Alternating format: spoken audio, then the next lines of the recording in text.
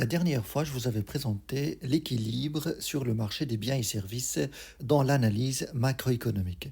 Et cet équilibre est représenté par l'égalité entre ce flux-là, l'épargne des ménages, doit être égale à l'investissement des entreprises.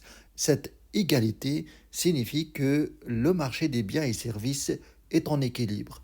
Alors, pour la démonstration de cette égalité, on a pris les deux équations ici, l'équation 1 et l'équation 2.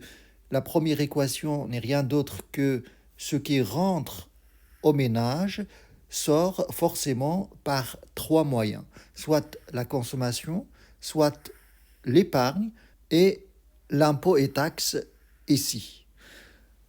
Donc, si on combine cette formule qui est là, représentée ici, et cette formule qui représente l'utilisation des revenus distribués par les entreprises et qui est obtenue grâce aux différentes demandes, aux différentes ventes sur le marché. Vous avez la vente aux consommateurs représentée ici par le C, consommation. Vous avez la vente aux entreprises elles-mêmes, entre elles, représentée par cette ligne qui est l'investissement. Vous avez la vente à l'État sous forme de dépenses publiques représentée par G. Et vous avez les exportations, c'est la vente à l'extérieur. On va tenir compte bien évidemment des biens qui viennent de l'extérieur, qui ne sont rien d'autre que les importations. La différence entre X et M, ça fait l'exportation nette, ou bien le solde de la balance commerciale. Et c'est bien ce que vous avez dans la deuxième formule.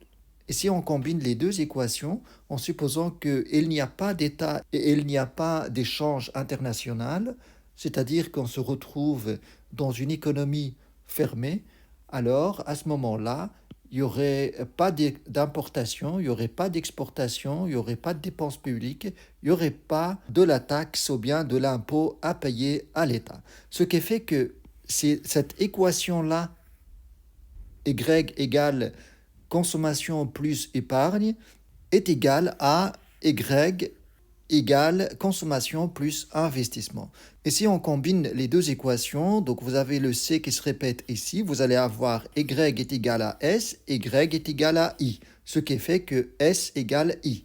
Dans une économie où il n'y a pas d'échange international, il n'y a pas d'État, l'équilibre sur le marché des biens et services est représenté par cette égalité entre l'investissement des entreprises et l'épargne des ménages. C'est bien ce que vous avez dans ce flux-là. Épargne des ménages doit être égale à ce flux d'investissement des entreprises.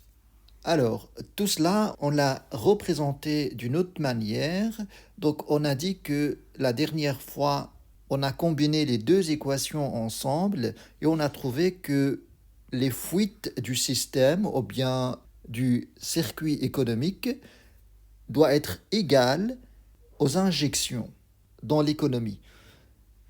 Et on a également l'équilibre sur le marché des biens et services, à savoir l'épargne et l'investissement. L'épargne moins l'investissement, ça représente l'équilibre sur le marché des biens et services. Quand S égale I, on est en équilibre sur le marché des biens et services.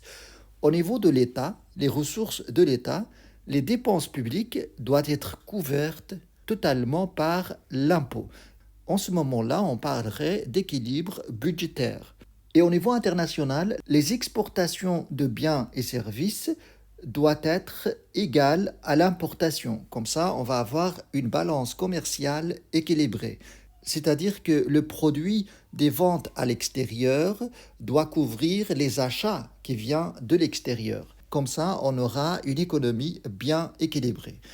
Donc, si on veut interpréter ou bien exploiter cette équation d'équilibre à plusieurs niveaux, eh bien, on peut dire que si jamais on a ici plus d'épargne que d'investissement, ou bien plus d'offres que de demandes sur le marché des biens et services, eh bien, cet excès d'épargne doit s'expliquer, puisqu'on a ici une égalité, doit s'expliquer soit par un excès de dépenses publiques par rapport aux impôts, ou bien un excès des exportations par rapport aux importations de biens et services. Voilà, on peut avoir une lecture dans ce sens-là. Maintenant, ce qui m'intéresse, c'est d'aller plus en avant dans cette analyse et voir, par exemple, le modèle, ce qu'on appelle le modèle ASAD. Le modèle ASAD, c'est simple, ce n'est rien d'autre qu'une représentation de l'équilibre sur le marché des biens et services. AS, ça représente l'offre globale et AD, ça représente la demande globale sur le marché. Si je reprends mon équation générale Y, ou bien le revenu national est égal à la consommation des ménages plus l'investissement des entreprises plus les dépenses publiques plus l'exportation nette, c'est-à-dire les exportations moins les importations, alors là, dans cette équation, notre offre globale, c'est ça, c'est notre PIB. C'est tout ce qui est offert sur le marché national. Eh bien, ce Y n'est rien d'autre que notre AS, notre offre globale sur le marché. Et la demande qui est exprimée par rapport à cette offre, elle est là. C, ça représente la demande des ménages. I, ça représente l'investissement des entreprises. G, ça représente la demande de l'État, ou bien les dépenses publiques.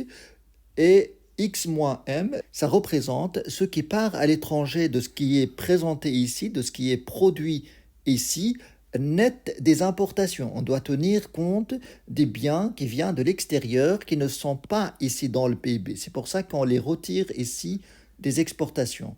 Donc, ce cadre-là vous donne exportation nette.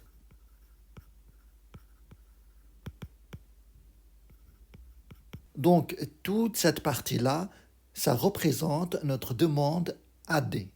Donc, AD n'est rien d'autre que C plus I plus G plus X moins M. C'est ça notre demande globale sur le marché. Et donc l'intersection entre l'offre globale et la demande globale donne un niveau de prix d'équilibre, un niveau général des prix et une certaine quantité de biens offertes sur le marché qui représente le PIB d'équilibre, qui représente le produit intérieur brut d'équilibre, ou bien le revenu national d'équilibre. Voilà pour cette présentation du modèle ASAD. Je vais vous expliquer davantage cette représentation et surtout pourquoi on a une courbe ici qui est décroissante et au niveau de l'offre, une courbe croissante. C'est ce qu'on va voir dans les prochains cours. Merci d'avoir suivi ce cours et à très bientôt.